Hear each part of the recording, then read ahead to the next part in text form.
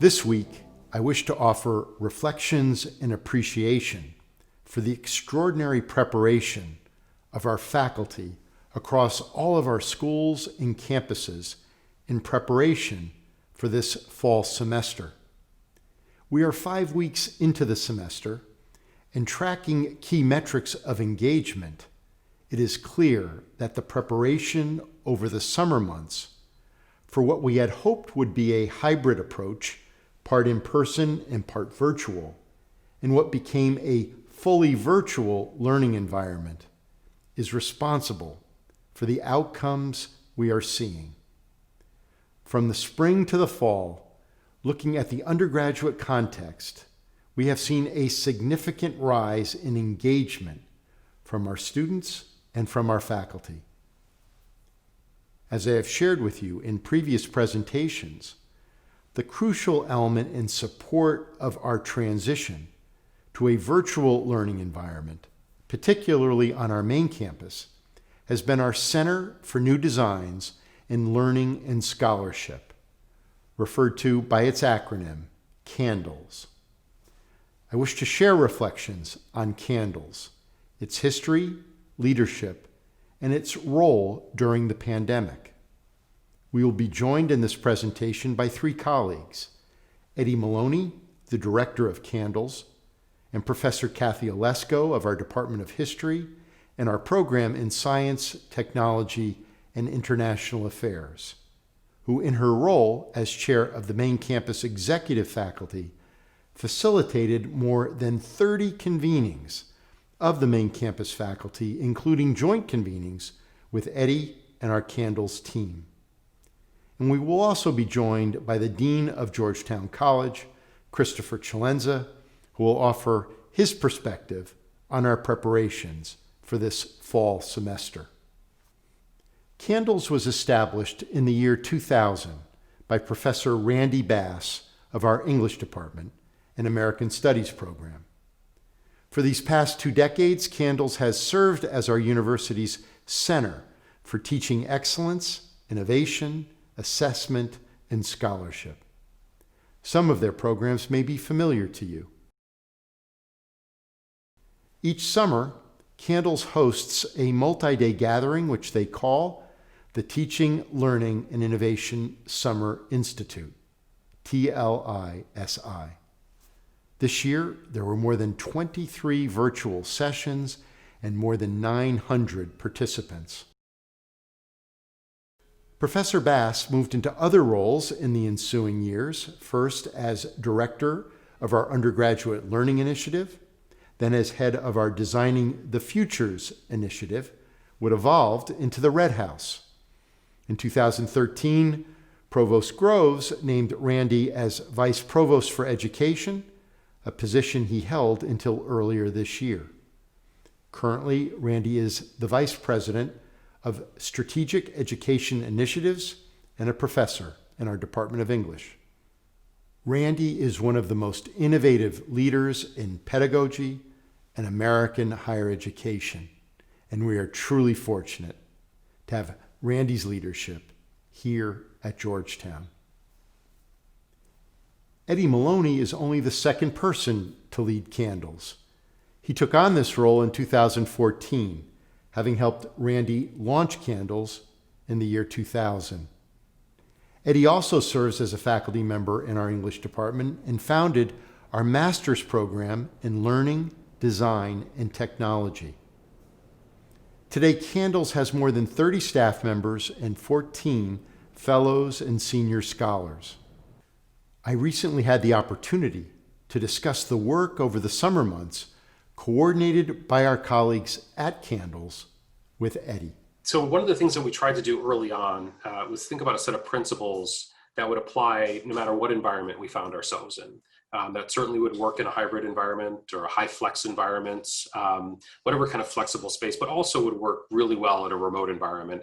And I think this is the most important thing, would work when we're all back on campus, right? We want things that are going to be effective now, but that are going to be effective in the spring. They're going to be effective as teachers start to think about how they really think about what's important in their classes and what they're trying to do with their students.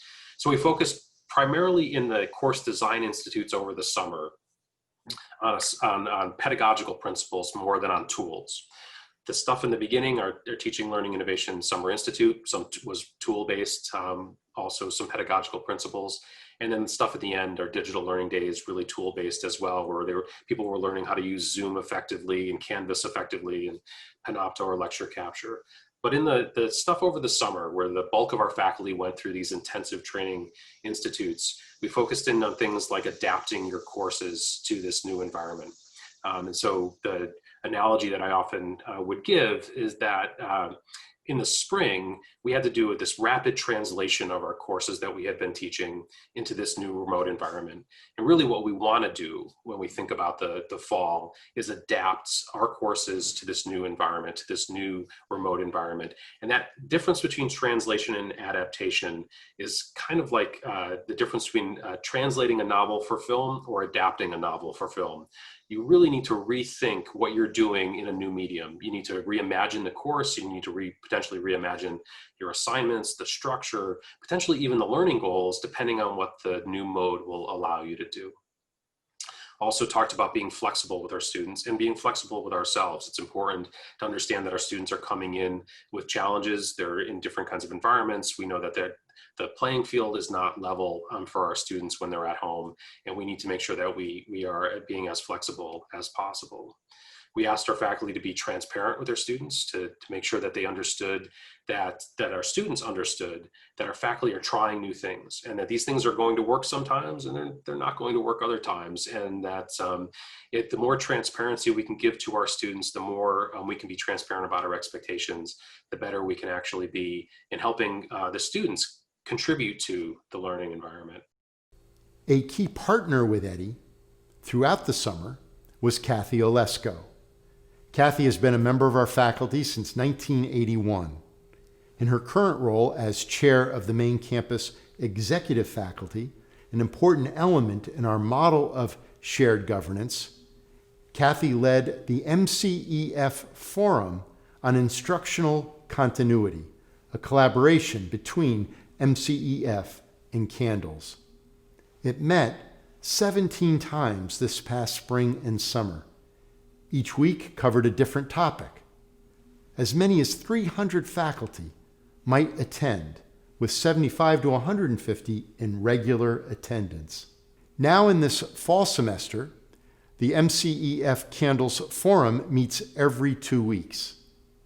Kathy's efforts in developing this program have been instrumental in supporting our move to virtual learning.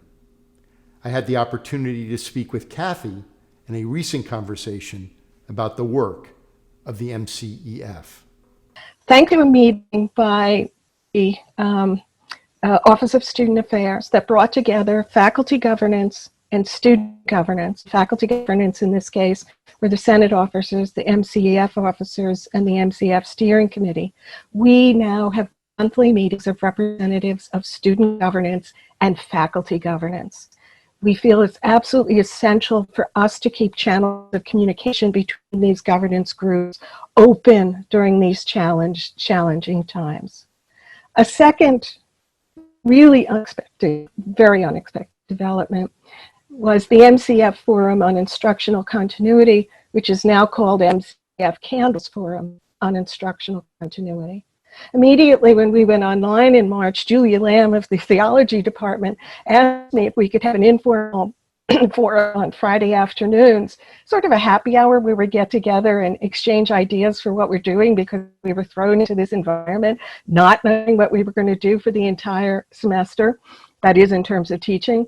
That forum became immensely popular as a venue for sharing ideas, for hearing from Candles about new technologies, and most importantly, for preserving community. We met nearly every week throughout the semester, and we're still meeting every 2 weeks to discuss pedagogical matters, to chat, and sometimes we even bring along a glass of wine. One of my colleagues called the forum an accidental home run, which I think is a compliment. It's been incredibly enjoyable and popular, and I just love my colleagues for coming every week. Christopher Chalenza, the dean of Georgetown College, our oldest and largest school, recently offered some reflections on efforts taking place within the college. I will say, I mean, it strikes me, we've got the diversity of the arts and sciences in the college, natural sciences, social sciences, humanities, and fine arts. Each have different ways of teaching. It was about 500 full-time faculty members. And I think what every single one of them would say is, if they had had their preference, we'd love to be in person.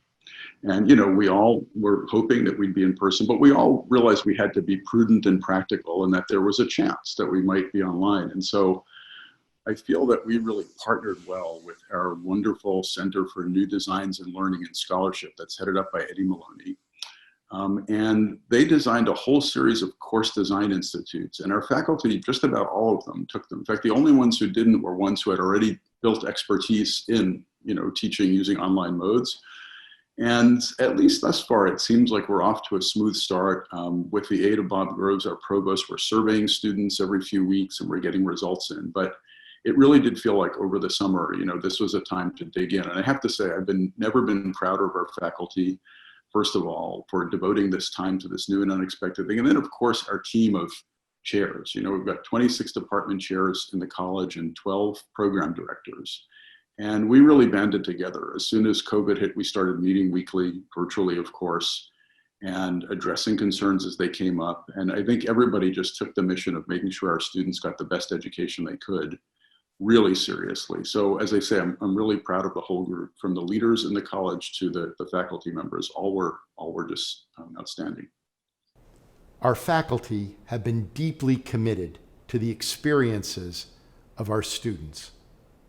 During the summer, more than 1,800 members of our faculty participated in programs and workshops provided by Candles. All of this work was done voluntarily during the summer break. TLISI, those 23 virtual sessions I spoke about a moment ago. Course design institutes, small groups of faculty working to redesign their courses for a flexible and remote learning environment.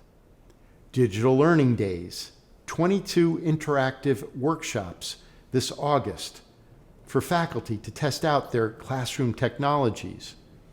Webinars, specialized workshops, personalized office hours, and consultations provided additional resources to faculty. The extraordinary commitment of our faculty and the leadership of so many, the partnership of Kathy and Eddie, these are all examples of Georgetown at our very best. This intense focus on the practice of teaching will benefit those in our community today and students who will join us in years to come. And it is a privilege to share this work with you. I look forward to being together with you next week. For every Hoya, everywhere.